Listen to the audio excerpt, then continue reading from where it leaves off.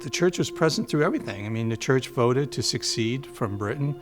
The church stored gunpowder for the Revolutionary War in its basement. Women in the church gathered during the Revolutionary War, the Civil War, the First World War, the Second World War, economic collapse in the United States. We were present there as a church, caring for the people of our community. We've been through a succession of these events that we shared with America. 300 years for the United States of America is unbelievable. It's just incredible. As people, we are fickle, and even those of us who love God, there's so much that we can do to get in our own way. So I think the fact that Faith Community Church has gone on for 300 years is nothing but a testament to God and God's faithfulness and glory. 300 years ago, you couldn't just start a church. You had to ask the government to start the church. And so that's what they did. Called First Congregational Church of Hopkinton. There were different iterations of that name throughout the 300 years. In 2011, the church was undergoing an examination of who they were. And we weren't anymore in the UCC denomination, so we officially changed our name to Faith Community Church. We wanted a church that felt like a community to people, where you came and you felt like, this is my church, these are my people, I feel part of something bigger than myself here.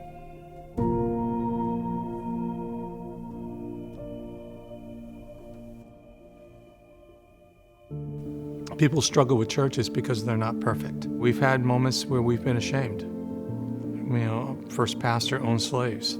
It was wrong. We cooperated, we were complicit in an evil system.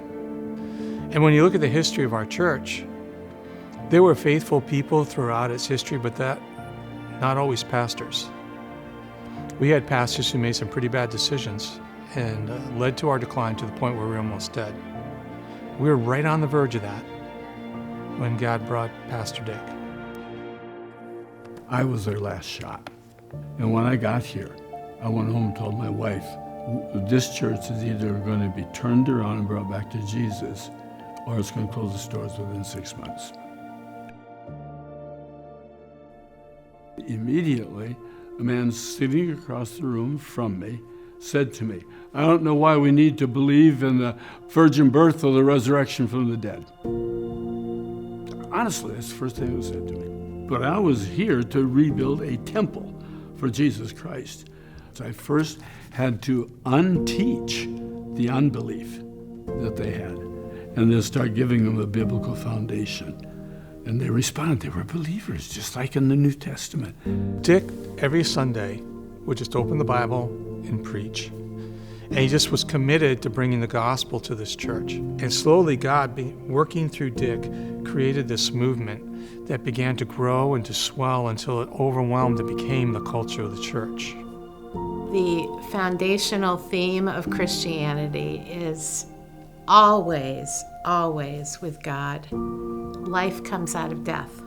It's as we allow God to bring us to points of death in our own life. It is exactly there that we need to stop, we need to grieve and lament, and take the time to do that, and then watch for God to bring the life out of that.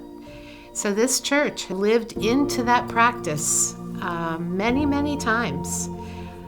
Through those times, it's like the church was tested through the different things that happened. And through that testing is what has brought us to where we are today, to even say that we're celebrating 300. It's like almost being tested to be refined, to reset who we are.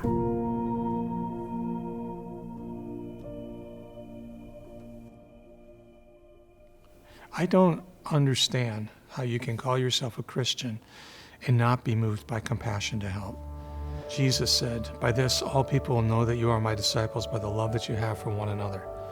And he broadened that to say, love your neighbor as yourself. And he broadened that to say, love your enemies and pray for those who persecute you.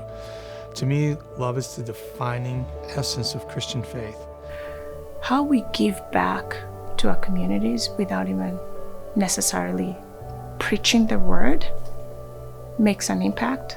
When you feed a hungry person, they thank you and they remember that. When you clothe someone who's in need, they thank you and remember that. And they're more open and willing to hear you about why you're different, why you love them. Just outrightly love them with no give backs. I'm not giving you this because I want anything back from you. I'm giving you this because that's what Christ has shown me and has taught me.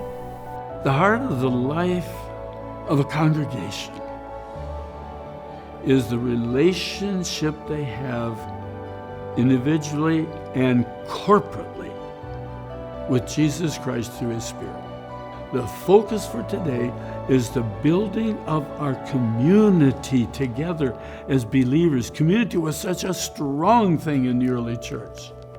And our ability to hear the Spirit of God speak to us. Just like we learn to notice and understand and respond to our parents' voice as an infant, we also learn how to respond to God's voice. We cannot love radically until we deeply experience, until we know in our bones the love of God. Because the more we experience that love, it goes from the head to the heart, the intellectual assent to the experience. And as so many people say, that is the longest distance in the whole world. And it is.